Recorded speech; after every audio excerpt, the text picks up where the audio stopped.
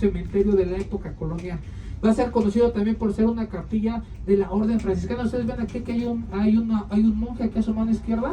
Pues esto en referencia a que esos monjes eran los que invitaban a las personas a entrar a las misas. Y obviamente también porque este es un lugar de muchos mitos y leyendas, pues este lugar se dice que también es en donde suceden más serie de apariciones.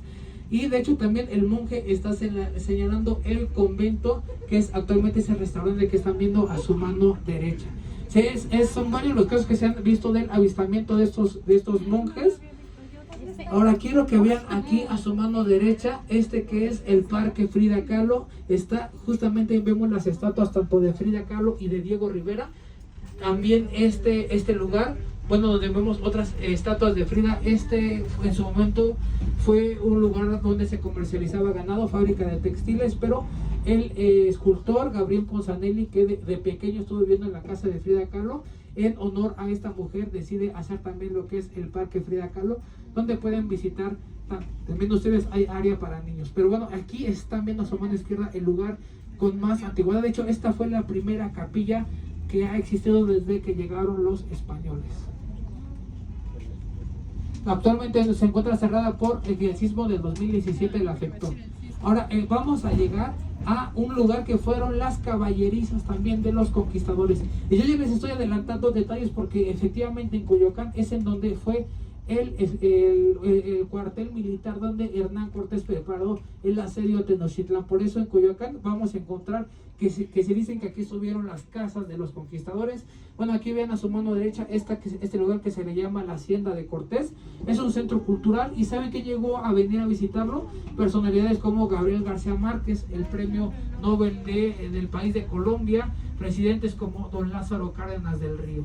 Pero aquí a su mano izquierda van a ver la casa donde vivió Elena Garro, la que fuera la esposa de Octavio Paz, el premio Nobel de Literatura de nuestro país, y que la casa se convertiría en un centro cultural y también en una librería. Esta mujer muy importante de las letras y participante también en el movimiento estudiantil de 1968. Ahí ustedes pueden encontrar, entre otras cosas, más de 20,000 ofertas de libros. Y aquí a su mano izquierda están viendo otro de los íconos culturales que va a tener este barrio de Coyoacán, que es el Instituto Nacional de Música, obviamente del Instituto Nacional de Bellas Artes.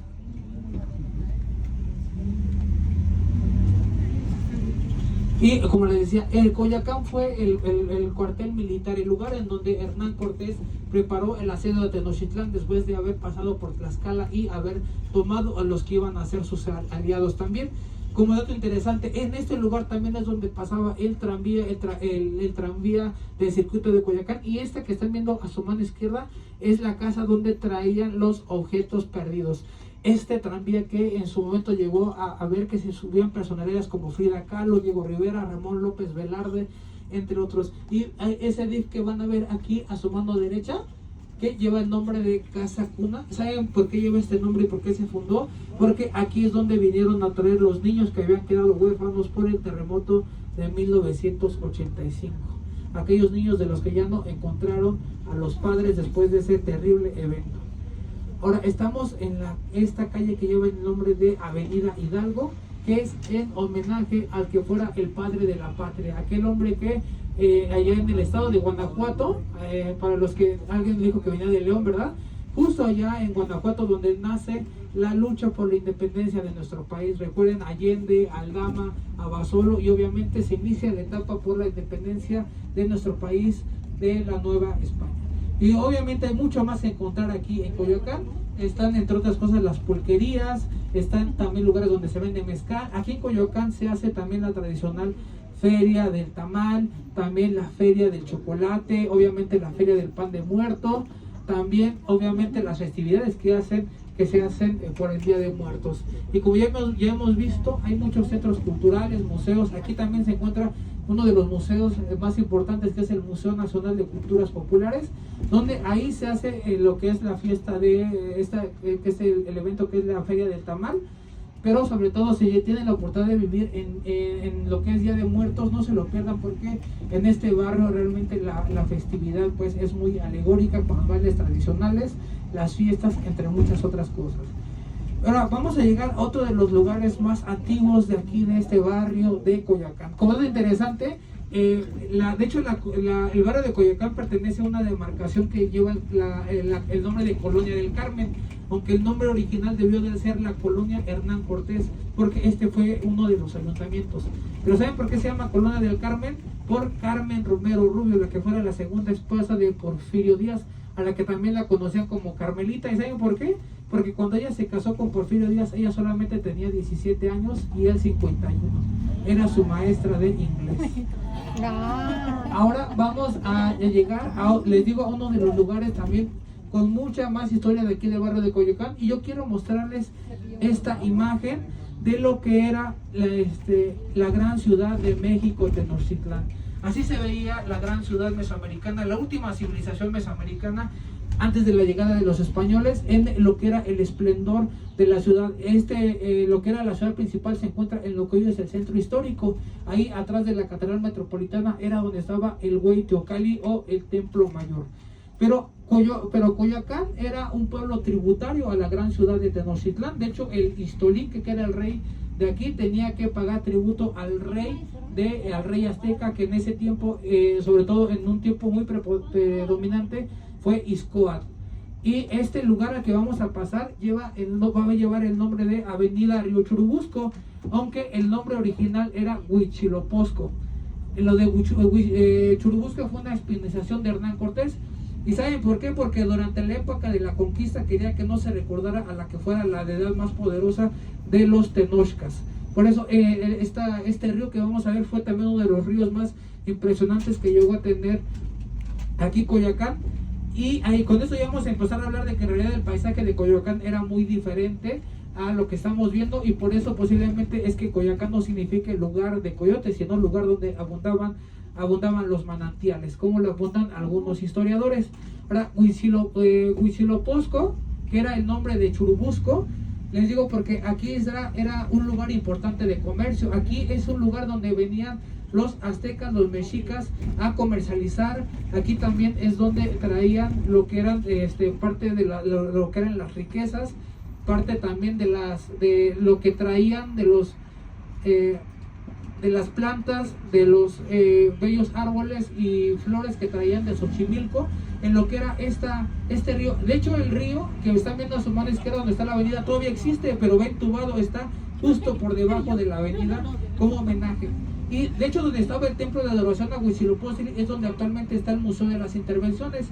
¿Y por qué se llama así el museo? Porque también sobre esta avenida es donde entró el ejército estadounidense en una de las intervenciones coloniales también por colonizar nuestro país. Por eso se le llama Museo de las Intervenciones. Pero ahora vamos a hablar de otro de los íconos por excelencia de aquí de Coyoacán, que es la casa donde vivió y donde fue asesinado Lev Davinovich Bronstein, mejor conocido como León Trotsky.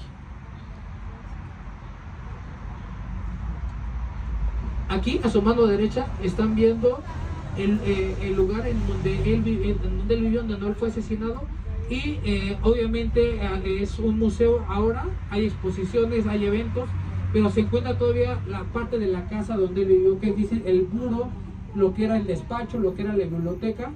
Y si ustedes se dan cuenta, en realidad todo esto se convirtió en una fortaleza. ¿Por qué? Porque antes de la llegada de aquí de Trotsky, también era una fortaleza de los carrancistas durante lo que fue la etapa de la Revolución Mexicana. Por eso lo va a ocupar también León Trotsky.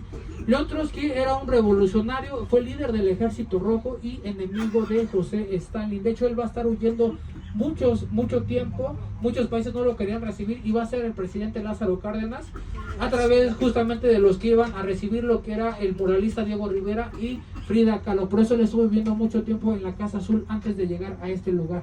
Y están viendo a su mano derecha por qué se convirtió en una fortaleza. Vean cómo fueron levantados los muros, cómo las ventanas fueron igualmente tapizadas, se hicieron torres para poder crear lo que era la fortaleza y la defensa. Y de hecho la entrada principal era esta que están viendo a su mano derecha. De hecho, ustedes vean lo que son los marcos donde estaba el zaguán. Ya vieron que está levantado el muro. Bueno, porque León Trotsky sufrió diferentes ataques, diferentes intentos de asesinato. Uno lo va a sobrevivir. De hecho, José Clemente Orozco, uno de los grandes muralistas, fue uno de los que en un comando intenta asesinarlo. No, y no lo pudo lograr, pero a partir de eso, León Trotsky decide crear la casa como una fortaleza. Sin embargo, no iba a poder sobrevivir a un segundo ataque. ¿Y esto por qué? Porque un hombre de nombre Ramón Mercader, pues logró entrar a lo que fue la casa de León Trotsky. ¿Cómo lo hizo? Bueno, seduciendo a lo que en ese tiempo era la secretaria de Lev Davinovich, se fue ganando la confianza de las personas. Y cuando en un día que le pide a León Trotsky que le ayude a revisar un documento, le va a clavar un piolet en el cráneo, ¿no? Obviamente pues dejándolo pues prácticamente moribundo. Todo esto va a ser narrado por las personas que lo vieron y sobre todo por su nieto que apenas estaba estudiando toda la primaria, que va a llegar y va a ver que hay muchas patrullas, hay ambulancias, obviamente se iban a imaginar lo peor. Y cuando él entra a la casa, escucha cómo desde adentro su abuelo pide que no dejen al niño ver la escena, ¿no? Que no lo vean a él en el estado en el que se encuentra. También él dice que ve como a este hombre que lo habían capturado, lo tenían ahí en uno de los cuartos con las manos ensangrentadas. Este niño va a ser el que va a fundar, en honor a su abuelo, a León Trotsky, el que va a convertir su casa en un museo. Y ahí mismo en la casa de León Trotsky están las cenizas tanto de él como de su esposa. Y bueno, León Trotsky muere al día siguiente después del ataque de Ramón Mercader. Ramón Mercader solamente pagó una pena de 20 años antes de regresar a Rusia. Seguramente sí fue un espía enviado por José Stalin. Ahora, aquí a su mano izquierda están viendo el Deportivo La Fragata, que es, bueno, un lugar para que los coyoacanenses puedan practicar su deporte favorito. Como dato interesante, el deporte más popular en México y en el mundo es el fútbol. Al menos en México es el deporte también que más se practica, pero en el mundo, a pesar de que es el más popular, no es el deporte que más se practica. El que más se practica es la natación. Y como dato interesante, el club de fútbol más longevo es el Club Pachuca, con 130 años de historia. Ahora vamos a llegar al el lugar más icónico de Coyoacán. Pues es nada más y nada menos que la Casa Azul, la casa no solamente en donde vivió, sino también en donde nació y en donde murió Frida Kahlo. Que están viendo a su mano derecha, que también se va a convertir en un museo, al igual que la casa de León Trotsky. El lugar también que vio la muerte, bueno, de Frida Kahlo, recostada en los brazos de su esposo Diego Rivera. Como dato interesante, este es el segundo museo más visitado de nuestro país, solamente por debajo del emblemático Museo de Antropología que se encuentra en Chapultepec. Para poder entrar tienen que hacer una reservación con una semana de anticipación y solamente por internet, ya que aquí no se venden los boletos.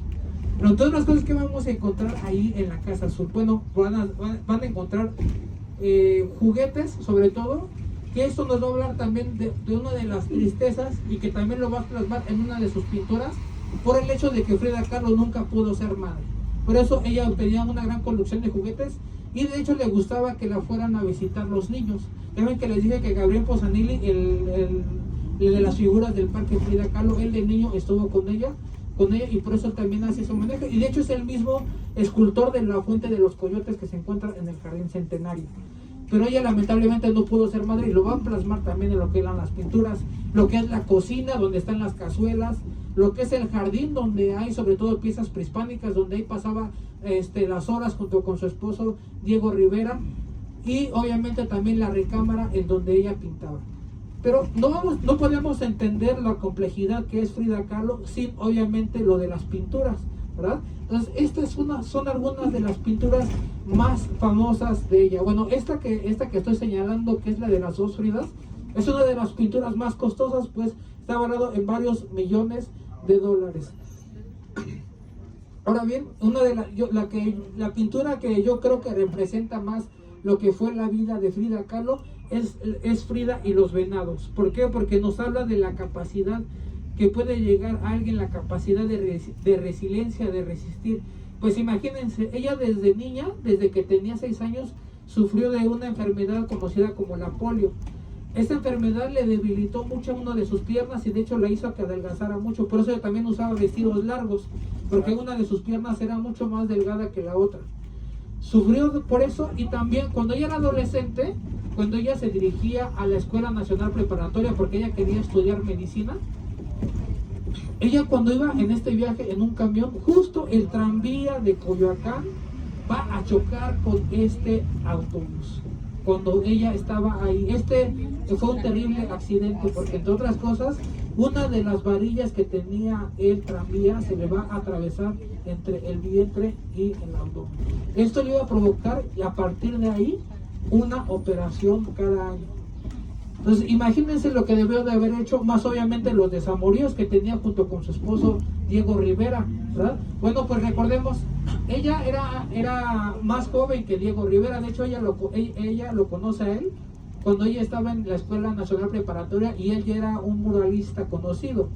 Sin embargo, obviamente fueron algunos los desamoríos que tiene, que también le van a embarcar una profunda tristeza, más todo lo que tuvo que vivir ella también por ser mujer y la discriminación que tenía. Bueno, por eso la pintura de el venado es la que creo que refleja más, y de hecho la pintura la hace justo en la época de su mayor esplendor. Siempre se decía que ella era una mujer que pintaba el surrealismo, aunque ella dijo que realmente lo que pintaba era solamente la realidad que vivía. Otra de las pinturas que a mí me gusta mucho de mencionar de Frida Kahlo es la de Frida y los monos. Y de hecho, ¿saben ustedes por qué la casa de Frida es azul? Bueno, porque ella era una mujer también que amaba la cultura prehispánica, los orígenes de nuestro país. Y las deidades de los mexicas eran pintadas en color azul. De eso, Huitzilopochtli, que era el dios de la guerra, también conocido como el colibrí del sur, era pintado en color azul. Las deidades, y por eso ella pinta la casa en alusión a lo que eran las raíces prehispánicas y su origen, y también por lo que fueron las raíces naturales que tuvo nuestro país. Por eso ella tenía entre sus mascotas algunos monitos, tenía perros o lescuicles, tenía gatitos, y esto lo hacía porque ella se sentía muy orgullosa de las raíces naturales también de los orígenes de nuestro país. Y otra finalmente de las pinturas más emblemáticas es la última con la que prácticamente se va a despedir, que es la de Viva la Vida. ¿Y saben por qué? Porque esta la pinta justo una semana antes de su muerte, cuando ella sabía que pues ya la muerte ya estaba pronto para ella. ¿Y por qué va a pintar una sandía? Ustedes sabrán que las frutas es algo dulce, es algo rico, es algo colorido. Para ella la fruta representaba también la vida. Por eso decide pintar una sandía. A pesar de todo lo que ella sufrió, ella siempre dijo que la vida era bella. Entonces por eso pinta las sandías y pone esa inscripción de Viva la Vida. Y si ustedes recordarán, hay una canción de Coldplay que así se llama, ¿verdad? Viva la Vida, y es en homenaje a Frida Kahlo. Pero allí a su mano derecha estamos viendo entonces 38 hectáreas de árboles, porque son los viveros de Coyoacán. Y los viveros de Coyoacán no se pueden entender sin el fundador, que es Miguel Ángel de Quevedo, también conocido como el apóstol del árbol. ¿Y qué creen? Él también sufrió de niño, al igual que Frida. ¿Por qué? Porque a él le toca ver el secuestro de sus padres.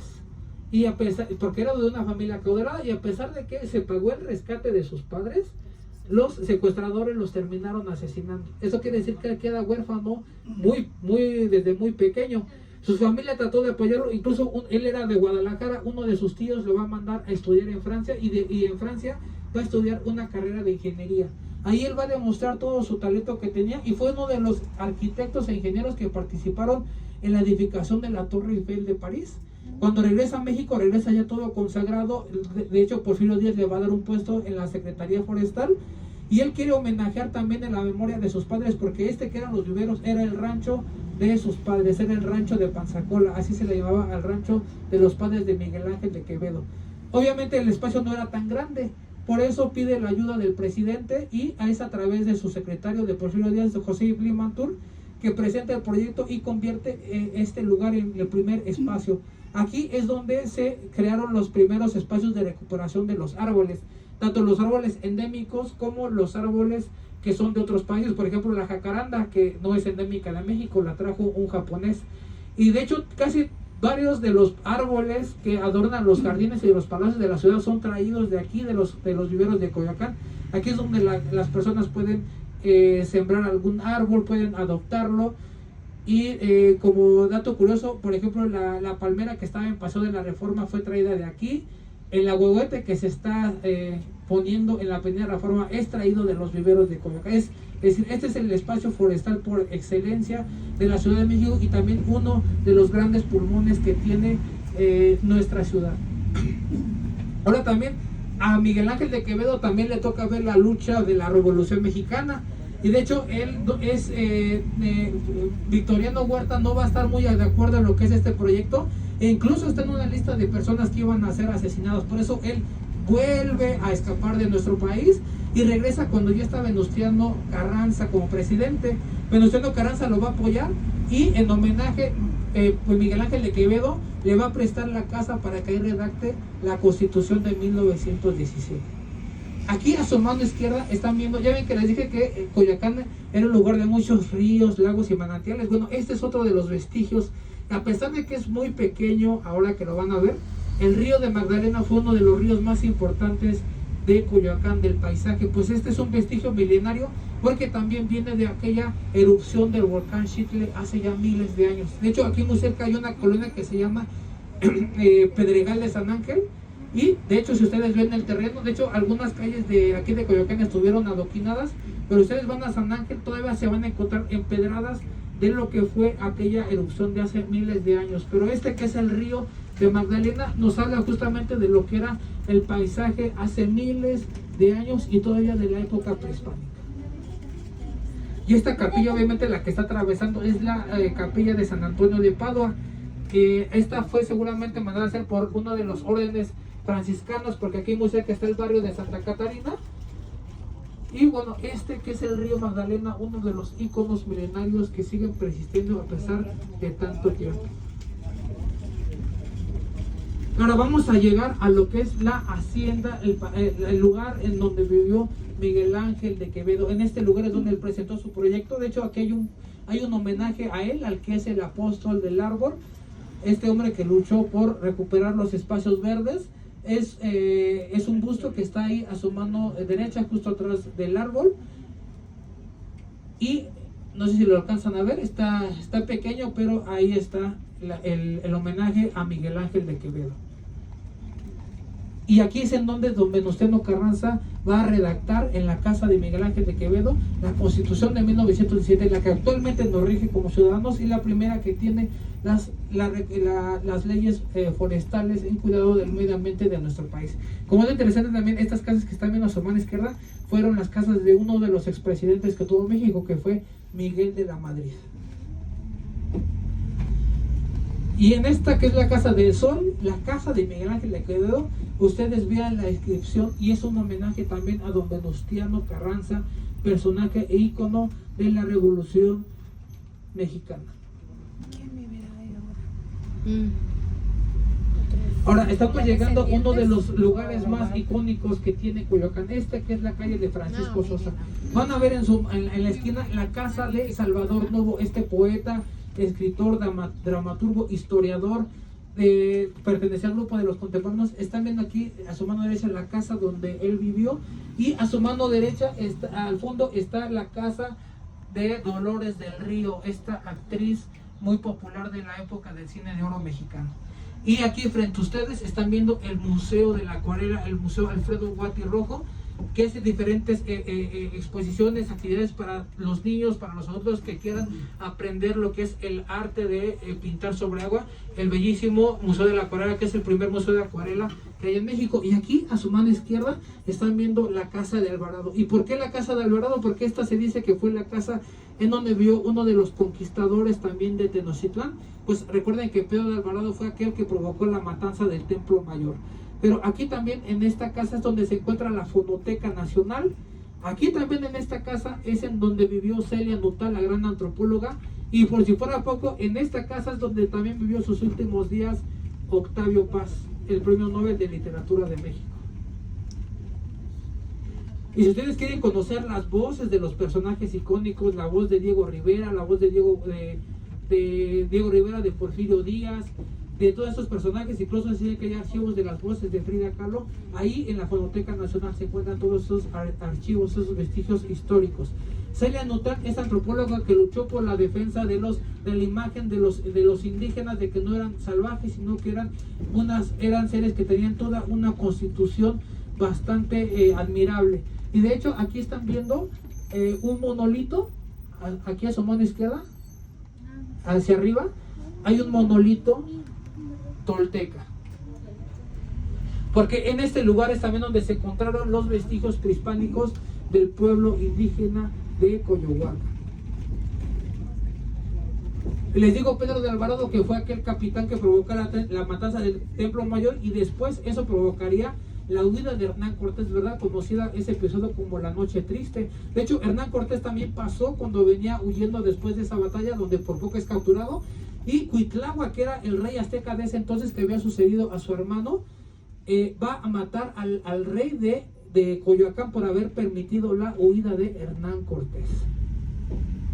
Aunque posteriormente, 13 meses después de la huida de Hernán Cortés, se consumaría la conquista de Tenochtitlán con la captura del último güey tlatoani, que es Cuauhtémoc. Ahora vamos a visitar la casa que se conoce como la Casa Fortaleza, y que también es un centro cultural, la casa de Emilio el Indio Fernández, otro de los íconos del cine de oro mexicano. Y es esta que están viendo aquí a su mano derecha.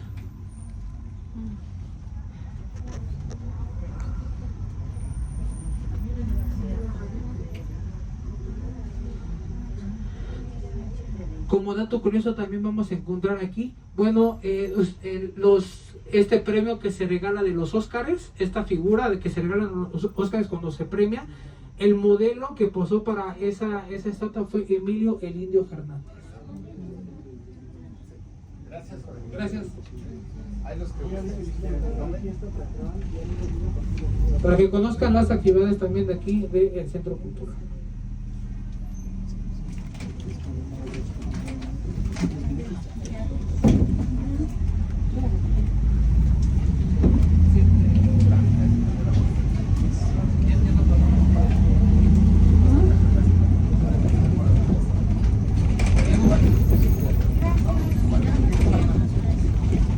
Bueno, aquí también en lo que es la calle de Francisco Sosa, está el barrio de Santa Catarina, uno de los barrios también más antiguos y con más historia, porque fue uno de los lugares en donde se evangelizó a los indígenas.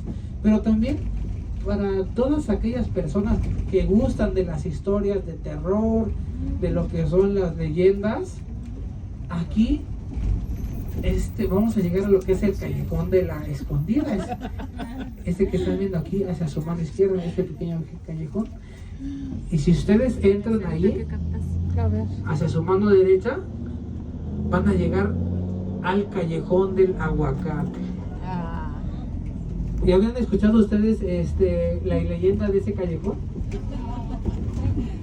¿Quieren que se las cuente? Sí. Bueno, a partir de las 7 son los recorridos de leyendas. Bueno, les cuento, ahí en ese callejón hay algunas figuras de vírgenes. Es un callejón muy estrecho. ¿Por qué? Bueno, se dice que las personas querían que la gente no tirara la basura ahí. Por eso pensaban que si ponían alguna figura pues religiosa, la gente lo iba a pensar 2 veces. Aunque pues también unos dicen que eso lo ocultaron por ocultar la leyenda de un asesinato que ocurrió ahí. Pues se dice que un militar que estaba rentando aquí en Coyoacán asesinó a un niño ahí en el Callejón del Aguacate. Y bueno, y yo les quiero decir, de verdad, si realmente son muy valientes, incluso hasta los más escépticos, que se atrevan a cruzar ese callejón entre las 12 y las 3 de la mañana, porque en serio que se van a llevar una experiencia, incluso hasta para los más escépticos.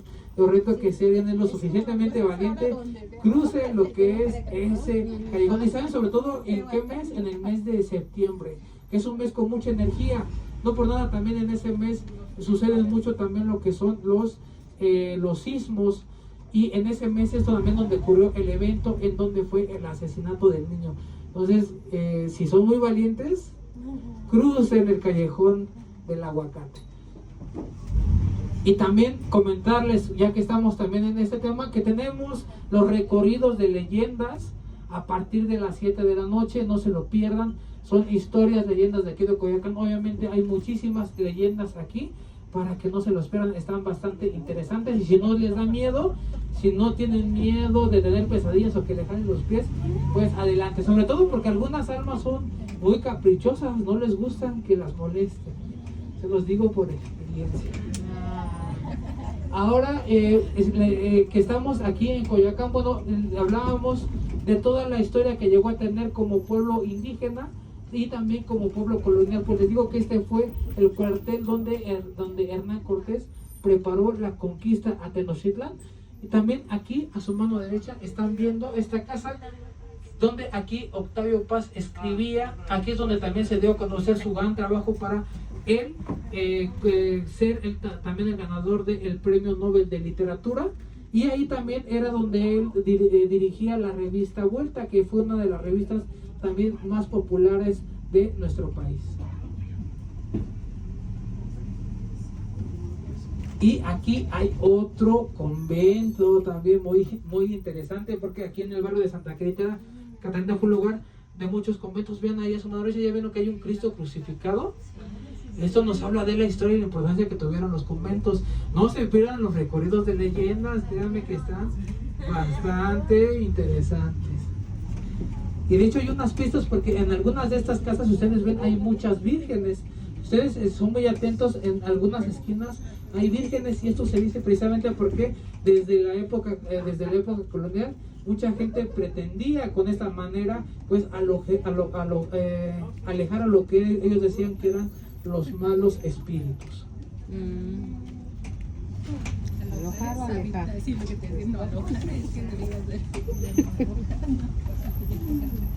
Y aunque aquí se dice que la Hernán Cortés, bueno, ya vieron que hay algunas figuritas como los santos, todo eso, pues bueno, es precisamente por eso. Algunas de las personas que vivían aquí lo hacían para protegerse. Pues se dice también que en este lugar pues había muchas energías, también lugar donde había brujas, entre muchas otras cosas. Bueno, aquí lo de las tres cruces.